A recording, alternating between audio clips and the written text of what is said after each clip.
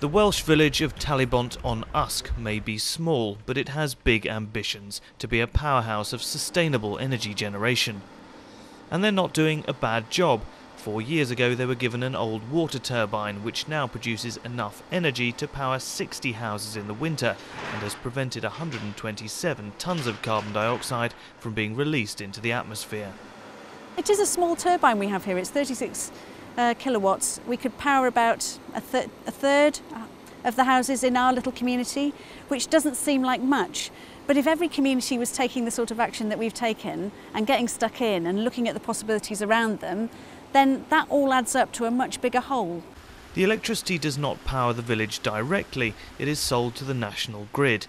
That raised more than £30,000 last year, which the community ploughed back into other green activities. The village now has a car fuelled with biodiesel, an electric car, and soon, despite the wet Welsh weather, solar panels. Locals have thrown themselves into the project and become amateur experts on alternative energy sources. Les Williams is a fan of Bluebell, the electric car, despite her drawbacks. It's got a limited range, 40 miles or so, and also it's not too happy on hills. You climb a hill on the main road and there's a big queue behind you sort of getting very angry and irate. Green is a colour you can't get away from here. The Brecon Beacons National Park feeds rivers and streams, making it ideal for the generation of hydroelectric power. More and more people are now investing in their own small turbines, attracted by financial savings as well as their green credentials. You can actually get paid for generating green electricity, and really quite substantial amounts of money.